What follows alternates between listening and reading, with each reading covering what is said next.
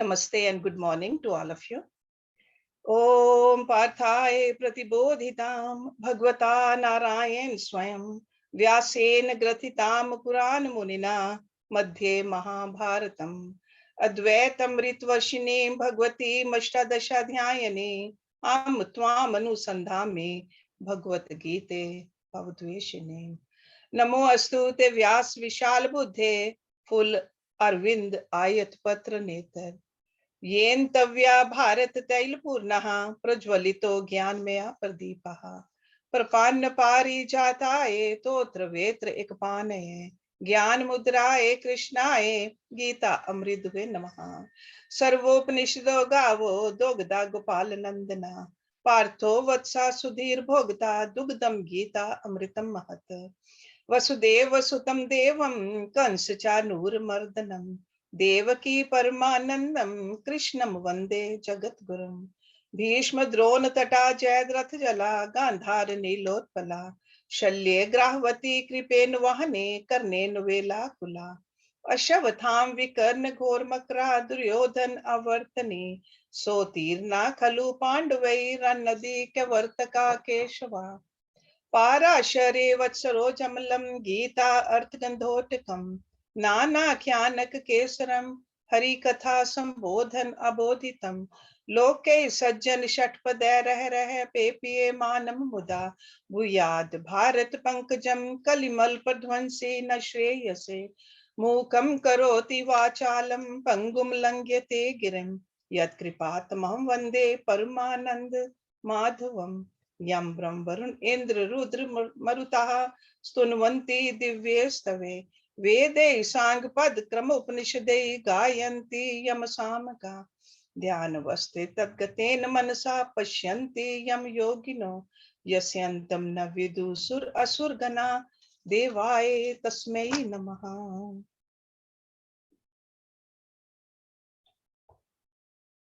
Sundays we study Bhagavad Gita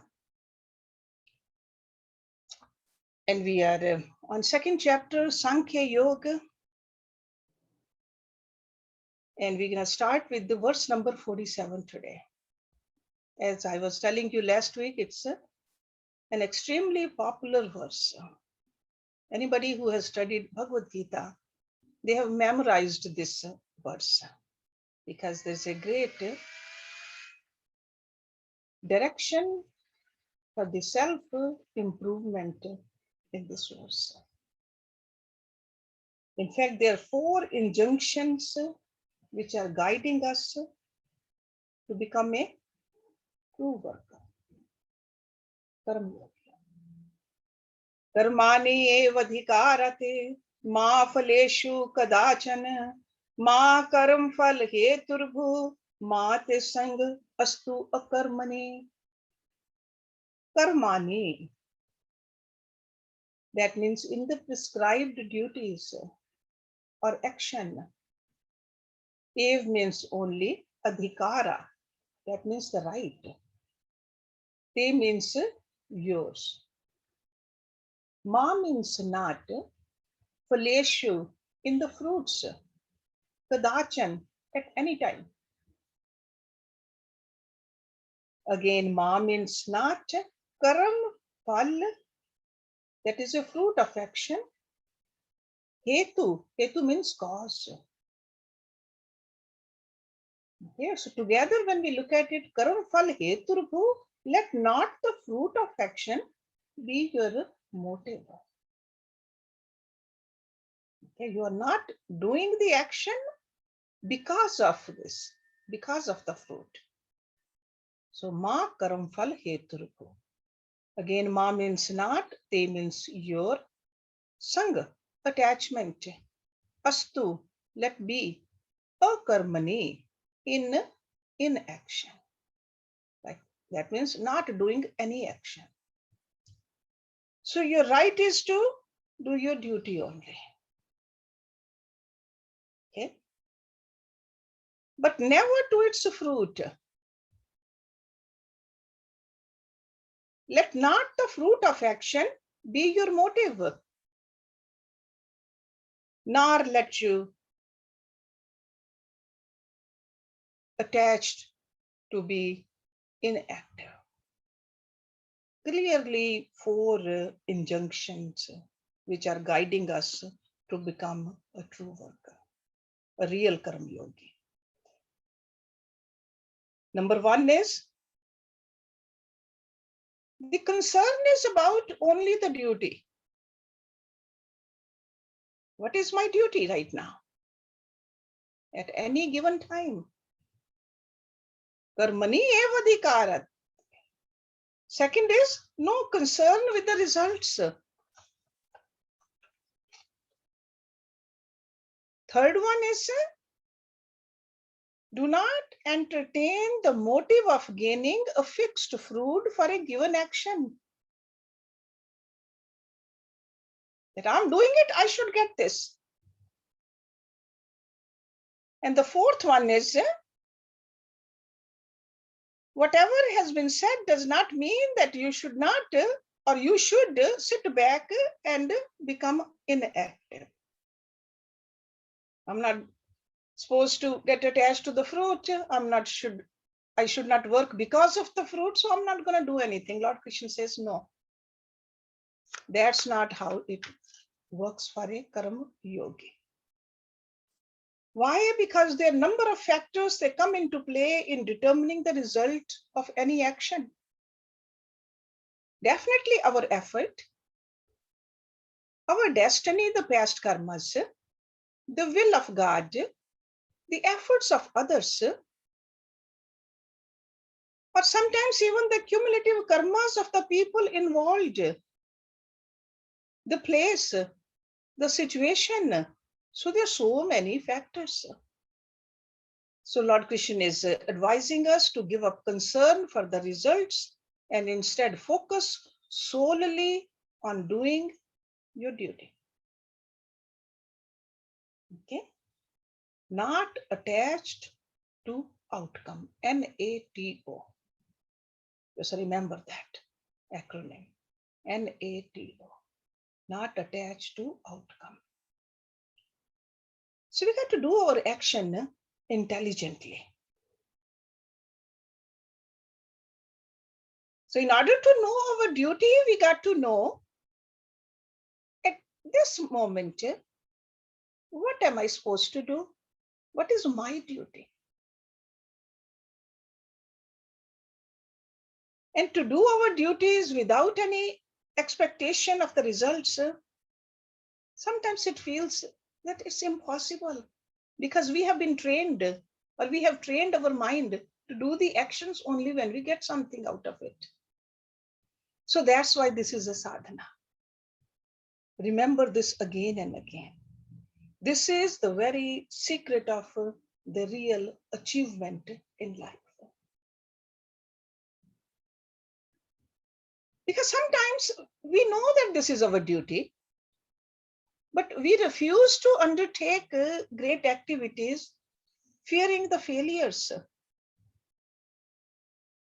That means that we are thinking about the fruits. We think, what can happen? I'm not going to do it. So Lord Krishna is saying, avoid such wasteful expenditures of mental energy. Do your best at this moment with whatever you have. Because a future is carved out in the present moment. So in the present moment, put your best into whatever you are doing. As they say, tomorrow's harvest depends upon today's plowing and sowing. Okay? The present moments are to be invested intelligently and well, so that we may reap better times in the future. We all have heard that past is dead. The future is not yet born. If a person becomes unhealthy and inefficient in the present, certainly he has no reason to hope for a greater future.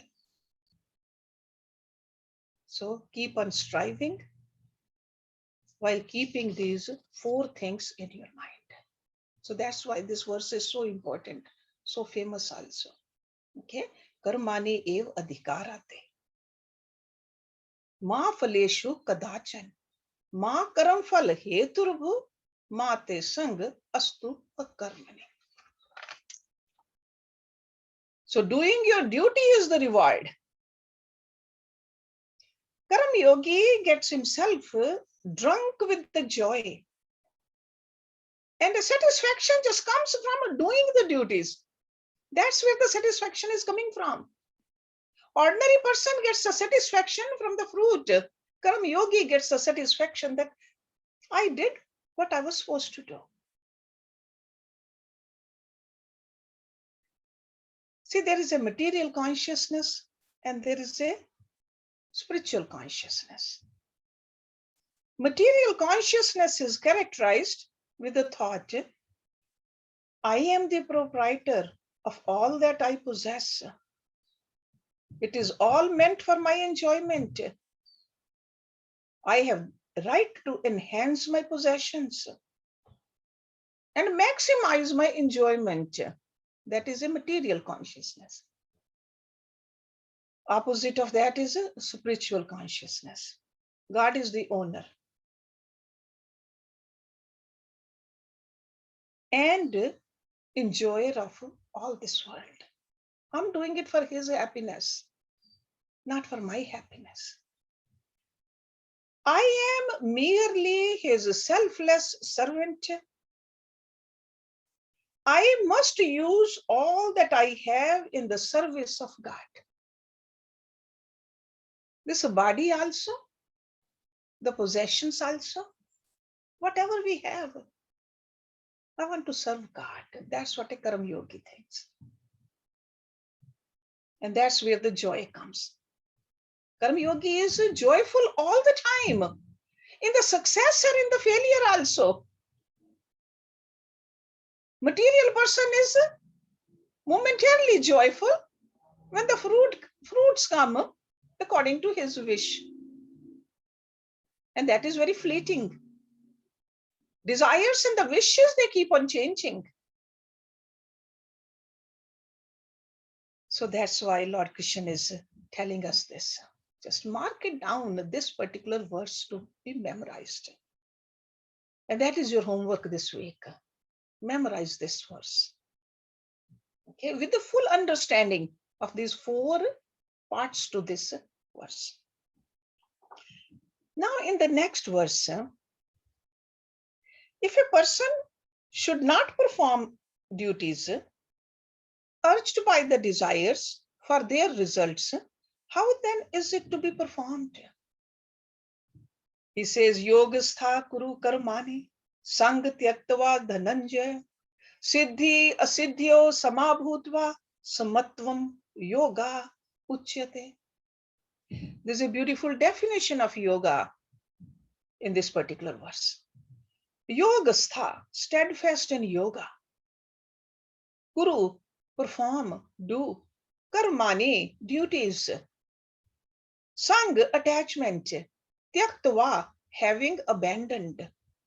Dhananjaya, that is for Arjun. Arjun's another name used by Lord Krishna. Siddhi asiddhyo, in success and failure. Sama, the same. Harmonized, equipoised. Bhūtva, having become. Samatvam, evenness of mind. Yoga uchyate, is called yoga. Perform action, O Dhananjaya, or perform your duties, O Dhananjaya, being steadfast in yoga.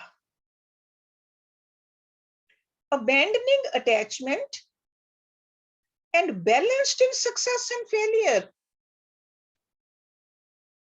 Evenness of mind is called yoga. That's why we have to just keep an eye on our mind. Is it even or not? Is it stable or not? Is it calm or not? Is it restful or not? Our mind. Samatvam yoga uchyate. So evenness of mind while doing your work, while performing your duties. So that means tranquility or mental composure in all pairs of opposites, because when we are doing something, sometimes there will be a success, sometimes failure. Sometimes people will praise us, sometimes they rebuke us. Sometimes they'll give us a beautiful seat and sometimes they'll ignore us. No matter what happens in the outer field there, inside, equanimity, tranquility, evenness. And he is reinforcing this, that do this among the changes of the world through how? Through a renunciation of your attachment. Normally we get attached to all these outer events or outer happenings. He says, detach from that. So he is insisting here that we must renounce what? Number one, wrong imagination, because imagination is happening in the mind. False expectations, because when we expect something that doesn't happen, we get disturbed. Daydreams about the fruits of actions. We keep on daydreaming. We are not doing what we are supposed to do, but mentally we just keep on thinking about what should we get. He says, let go of that. Or even the anxieties of the result. Sometimes we don't do what we are supposed to do because we are afraid that result won't be what I would like to have. He says, let go of that. And even the fear of the future calamities. Most of the time, whether calamity will happen or not, we don't know. We just keep on worrying about it. So he says, stay away from that, detach your mind from that, and keep on doing your duty. Because all these, what I just mentioned, they are nerve-wracking mistakes. They really belong to our delusory ego. Ego loves it. Because without this, what is ego supposed to do? Ego loves to expect, ego loves to fear. It enjoys that. So when we analyze closely the stuff with which the ego is made, we can very easily find it. And it's just a bundle of memories of the past and the hopes and expectation of the future. And if our mind is just going either into the far future and far past, we are just tossing back and forth with this ego. So Lord Krishna is telling us, be aware of it. So this verse is a very practical solution for our mind, which keeps on shaking all the time. It's almost like if we are sailing in the ocean, in a boat, it is naturally.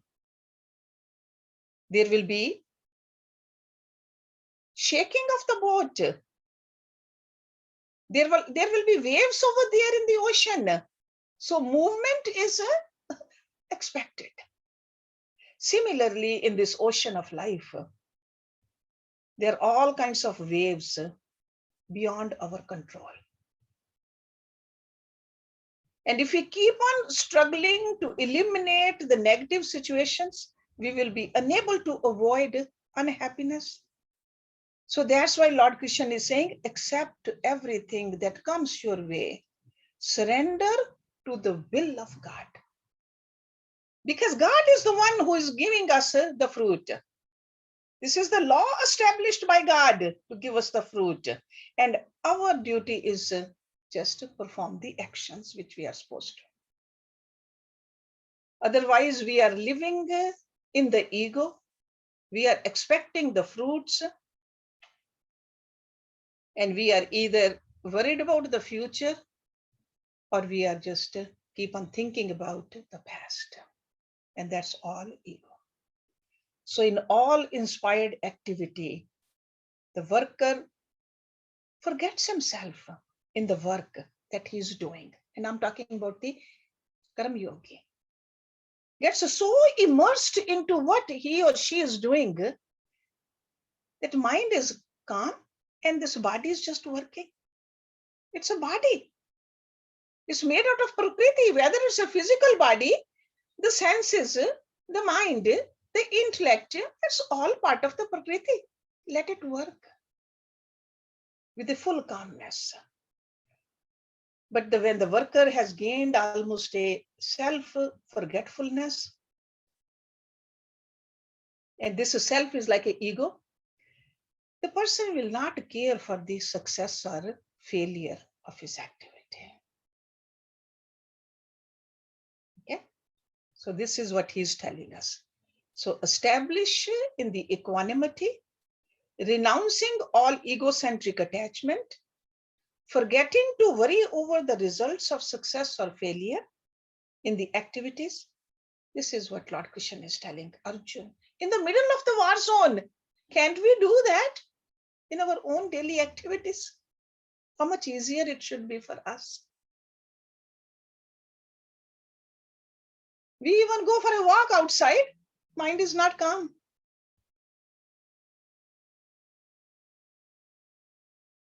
Especially when people put gadgets on them. How can mind be calm? Throw away these gadgets. They dissipate your energy. Lord Krishna is telling us to discard this anxieties, these worries. Be established in yourself. That's how a yogi lives. And in comparison to this, he says, next verse, Duren hi avaram karma, buddhi yogat dhananjaya, buddhau sharnam anivach, kripnaha phalēShu. This is verse number 49. Duren means by far, like a discard. He means indeed avaram, inferior.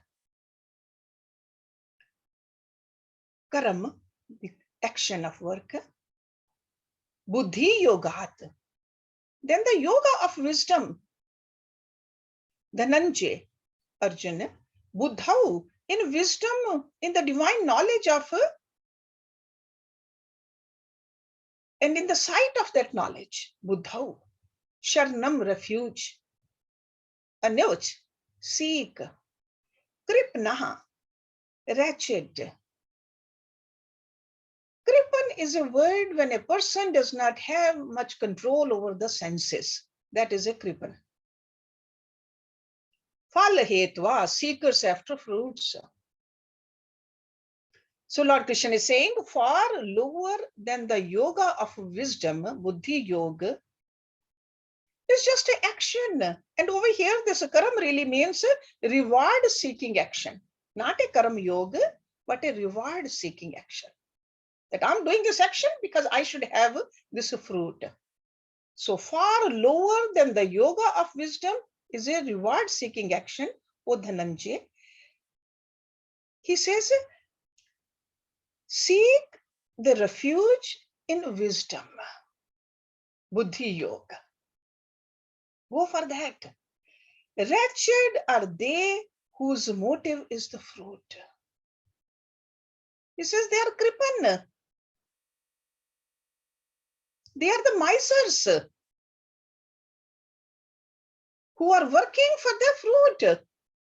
No matter how great the action is, but if they're doing the action because they want the fruit from that action, he says they are kripan. This buddhi yoga word we have been learning in the last few verses. In the Upanishads, buddhi is a determining factor in our inner equipment. Inner equipment means the antakaran. Antakaran has a man, buddhi, chit, ahankar. This buddhi is that part of our faculty which decides, which determines. So that's why I said it's a determining factor in the inner equipment. In Sanskrit, it's called a nishchay atmika. Nishchay, to decide something. Nishchay atmika is intellect and sanshya atmika is mind. When you really cannot decide, which keep on fluctuating. Nishchay, when you have decided, that's buddhi. So when thoughts are in a state of flux and agitation, it is called the mind. Because thoughts, movement of the thoughts, it's just like a flow of water. What is it called? A river. Flow. So flow of thought is mind. And why they are flowing? Because Nishchay has not been determined yet. It's just like you are looking for a school to enter, but you keep on just hopping from one school to the other school. Or you're looking for a guru and you keep on hopping from one guru to the other guru. Mind is doing that. But once intellect has decided, that is a Nishchay Atmika, then you are stable over there, then growth happens. So it has to be single pointed also. The Buddhi Yoga, single pointedness, calmness, serenity, determination. That is a Buddhi Yoga. So Buddhi Yoga becomes established in the devotion to intellect. Because often these terms are very deep terms.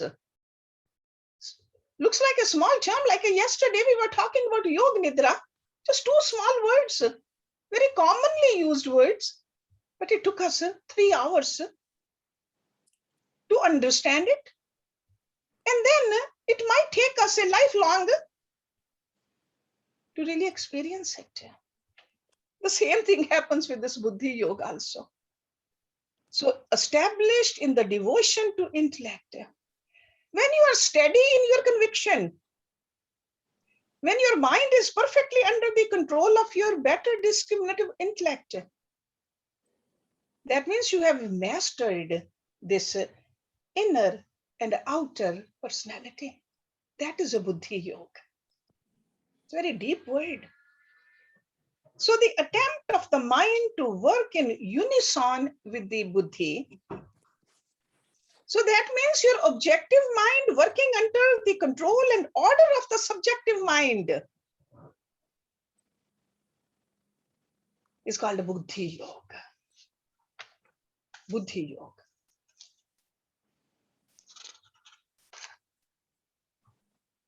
There are 2 aspects to work. 2 aspects.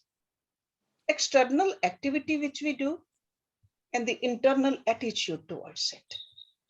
So this Buddhi Yoga, when we talk about, that is the internal attitude. What is the motive behind it? Where my intellect is. So those who work with the motivation of self-enjoyment, he says they are kripanna. Those who are detached from the fruits and dedicate their work to a higher cause, he says they are superior. Very clearly he is telling us.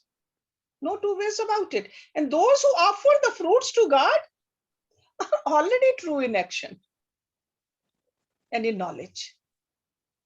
So that is the true action, and they are absorbed in the highest knowledge also.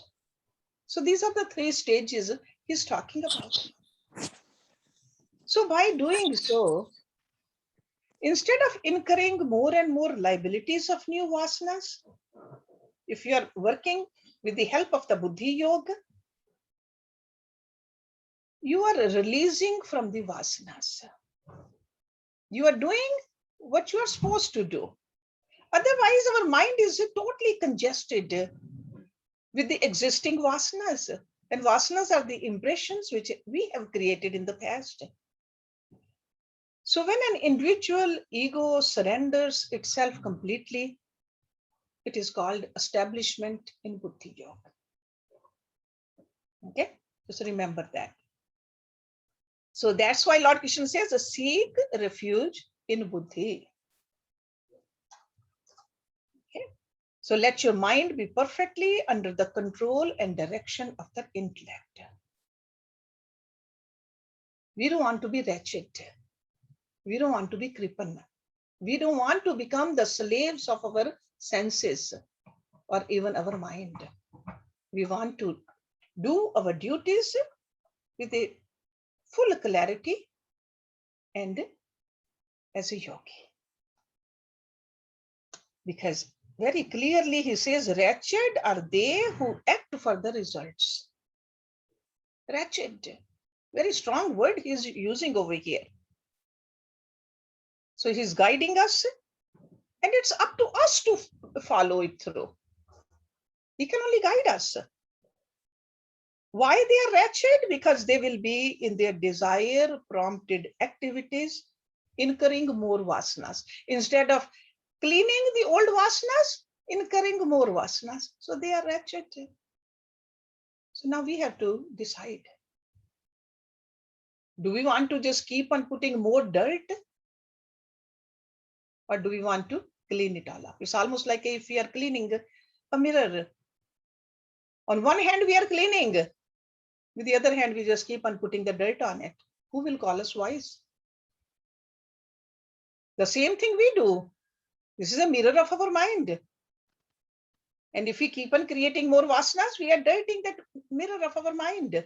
No matter how much puja we do, how much seva we do, but if we are doing it because of the result, we are dirtying our mind again. So he says, use the buddhi yoga. And now in the next verse, he says, learn as to what result you will attain if you perform your duties with the evenness of mind. What result? Another beautiful definition of yoga over here. Buddhi yukto jahati ihi ubhe sukrit dushkrite tasmat yogaye yujyasva yogaha karmasu kaushlam. Buddhi yukto, endowed with the wisdom. Jahati, casts off, get rid of. Jahati. Ih means in this life. Ubhe means both. Sukrit dushkrite, good and evil deeds. So krit means action, su means good, du means bad. Good and evil actions. Tasmat means therefore, yogaye, to yoga. Yujyasva, devote yourself or strive for. Yogaha karmasu kaushlam. This is another definition of yoga according to Lord Krishna. Karmasu means inaction. Kaushlam means skillfulness. Okay. Yogi does not stay inert. Yogi is highly sattvic. Keep on doing what needs to be done, but not for the fruit. But whatever he does, skillfully he does. Yogaha karmasu kaushlam. There's a popular saying in India that if anybody, anything, hard work, they say if nobody can do it, give it to a yogi. He will do it. Okay. So endowed with wisdom, evenness of mind, one casts off in this life both good deeds and evil deeds. Therefore, devote yourself to yoga. Yoga is skillfulness in action. So a person who prudently practices the science of action, science of work, without attachment, can get rid of both good and bad reactions in this life itself. This is the promise Lord Krishna is making. Because conception of a good and bad is essentially of the mind. It's like a reactions of pap and punya.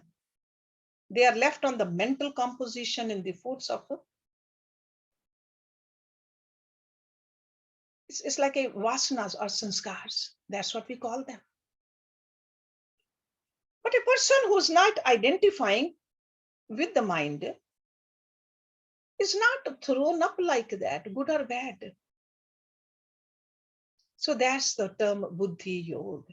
The person does something because I'm supposed to do it. Whether it's a cleaning of the floor or whether it's doing the yajna, no matter what it is, There's no good or bad. Concept of good and bad is gone.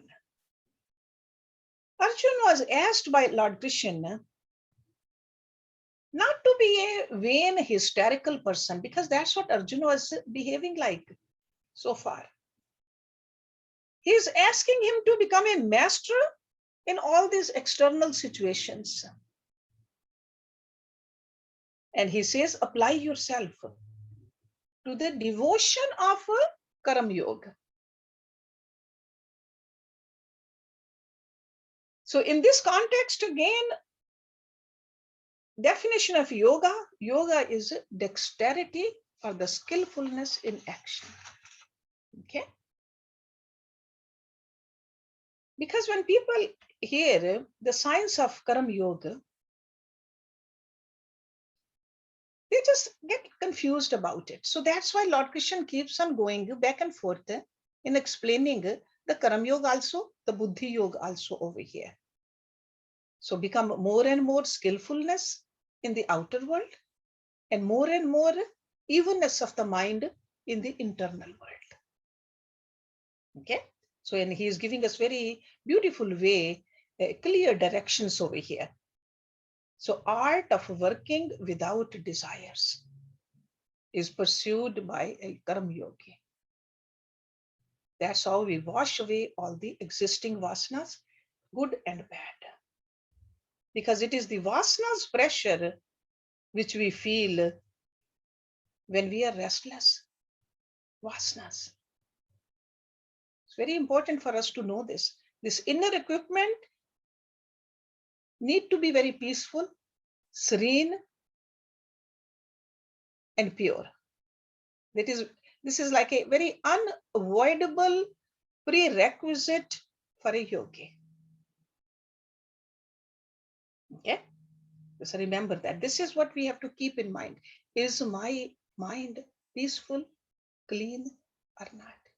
And you all know when we do what we are supposed to do, we are more peaceful.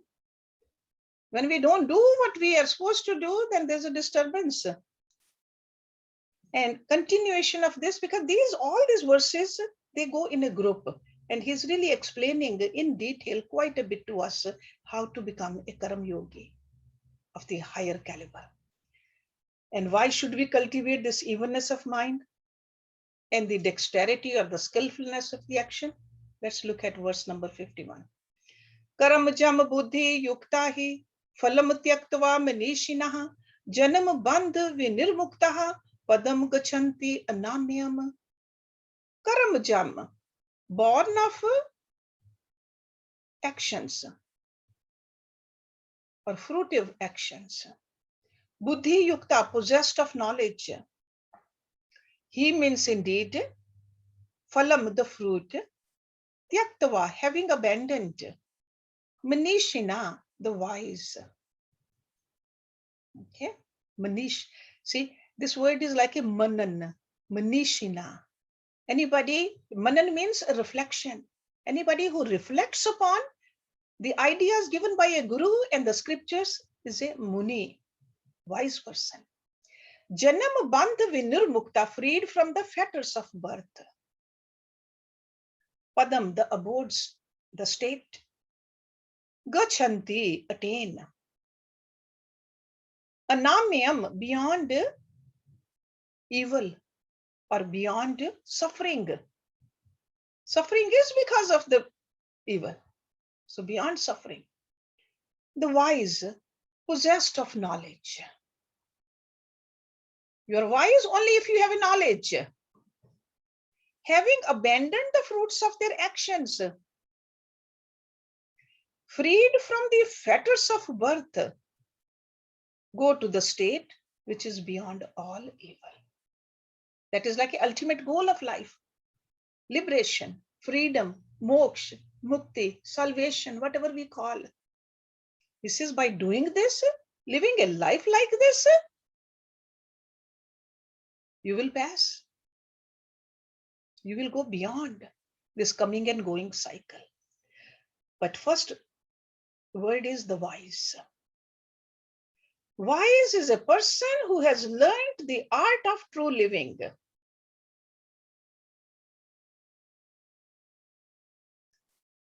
Art of true living is doing your duties with the full evenness of the mind. That's number one.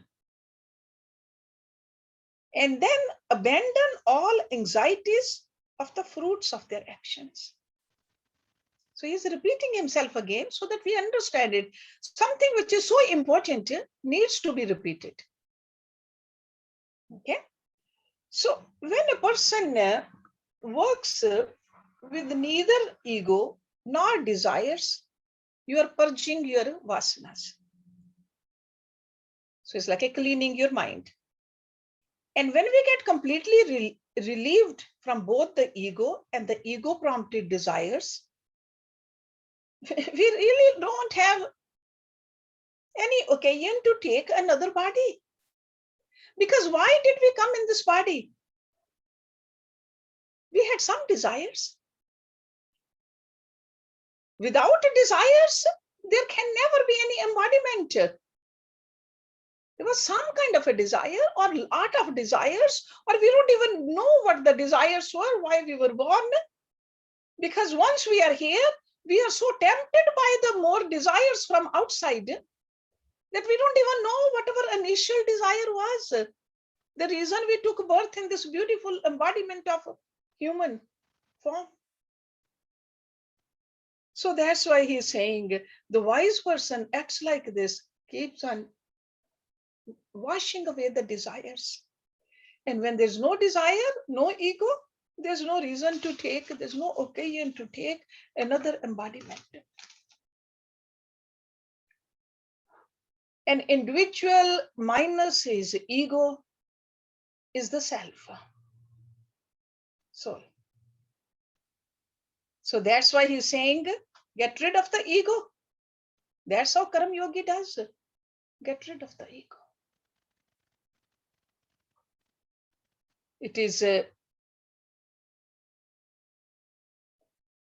that's what he keeps telling us. When the ego is gone, then you'll be beyond all the sorrows.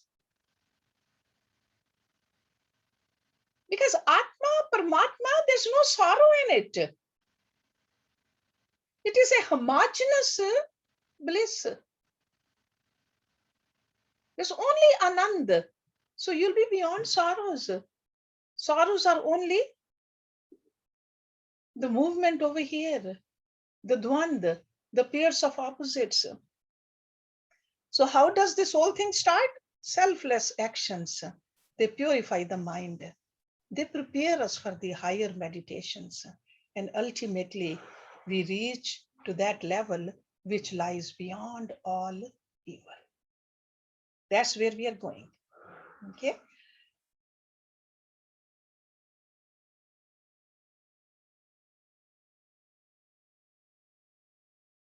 Number 52. Because when this conviction has been attained, this conviction comes as soon as the mind is purified by Karma Yoga. Okay, or a Buddhi Yoga. So what really happens? He says, Yada te moho kalilam buddhi vyati tarishyati tada gantase nirvedam shrutvasya shrutasya cha. Yada means when, te means you. Moha kalilam, the darkness of delusion or the mire of delusion. Buddhi, intellect, vyati tarishyati, crossed. It's like a crossing beyond. Vyati tarishyati. Tada means then, gantasi, you shall attain. Nirvedam, to indifference. Shrotvasya, of what has to be heard. Shrutasya, what has been heard.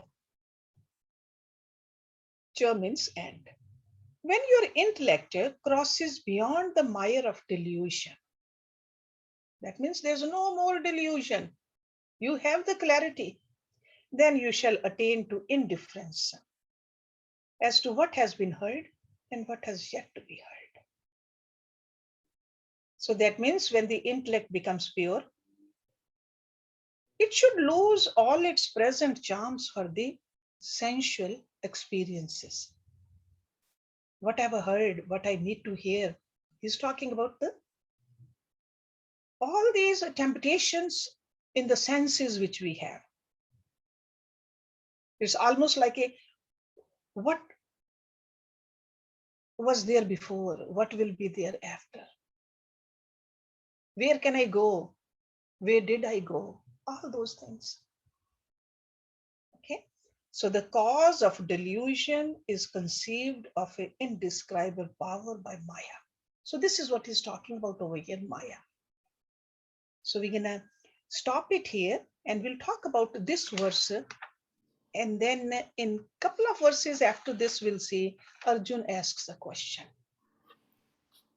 Now Arjun is really paying attention. And he asks one question which has 3 parts to it. And we'll see what that question is. Okay, but we'll stop it here. So let's do the Shanti part first. And then you can ask questions.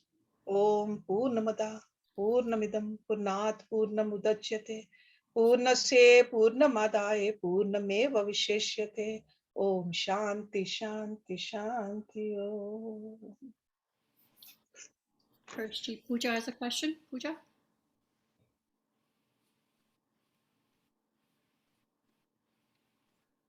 Pooja? Yeah, okay. Guruji, first of all, I wanted to say, yesterday I wanted to tell you, I actually had experience at one sport before in August. So yesterday was the second time I misspoke. But anyway, so I just wanted to clarify that. But my question is, okay, I feel like doing your duties, like, especially as a woman, we grew up with all, like, I'm gonna out my mom here, she's on the call, and I think all the aunties are like this, seeing you guys do everything, like, all the time. So I feel like I have adopted those behaviors, and what is the difference between doing your duty and not having any boundaries and people pleasing? Because I feel like a lot of the time I do my duty, and then when you do your duty, people just, when you do something and you execute it, people just give you more work to do, and then it's just like complete burnout. And I think a lot of women feel that way, you know, of all ages. And I don't have any disrespect to the men on the call, but I just would love to learn, how do we manage like doing our duty without accumulating an exponential amount of duties that we have no boundaries and we are left depleted? Okay, sometimes to say no is also our duty. Okay, if we feel overburdened, just look at it, what you need to do right now at this moment. Just say no, it's all right. See, ultimately, we need to keep our mind calm. Second thing, you need to look at it, what stage of life you are in. The duties change from one stage of life to another stage of life, predominantly. See, just like a school years, householders, retired, and sannyasi. Predominant duties do change, and we got to be very clear about it. Whenever we feel overwhelmed, sit down, sit back, write it down. Write a journal, see where you are going wrong. Overwhelmingness in the mind comes when we get attached to the fruits, not the actions. So we got to look inside our mind.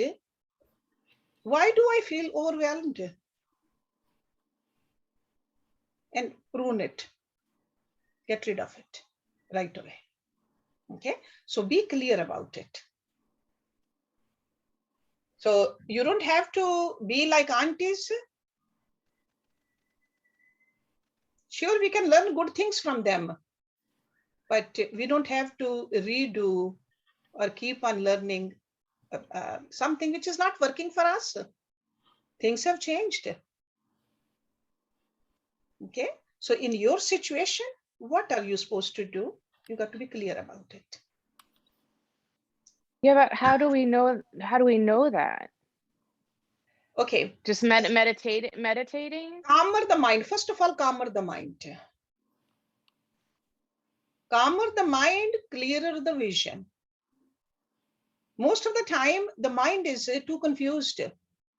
It's agitated. With that kind of a mind, we really cannot find out what am I supposed to do.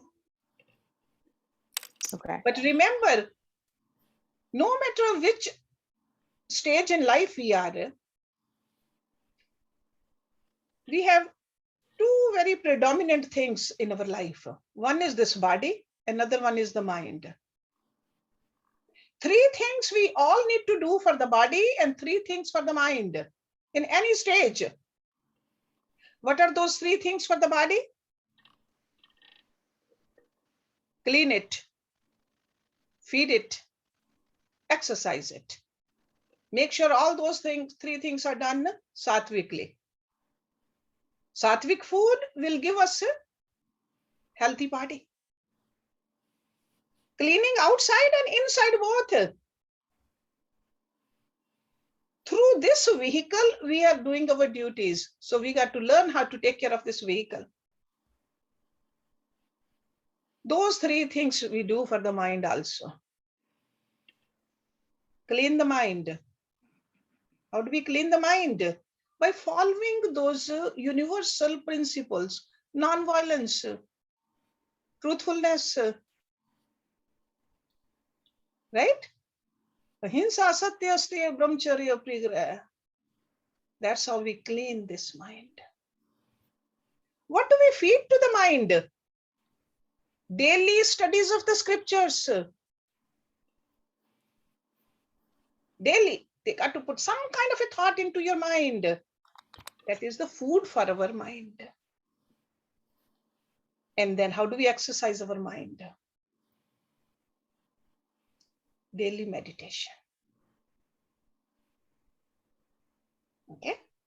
So you will see that if you do this puja, do this like a religiously almost, this equipment, bodily equipment also and mental equipment also will be ready to make the proper decisions. Stay away from the fads. Like when some people say can't enjoy without a drink. Make sure a sadhak is very clear about what to put in here in my mind also. Through the eyes, through the ears, through the touch, through the taste. I don't want to put anything which I'll be sorry about later on, no matter what others say. I got to listen to the yogis, the gurus, the scriptures, and myself, the real self. Okay? I hope you got some direction from it. Yeah, no, definitely. Thank you so much. Okay. All right, Sujata.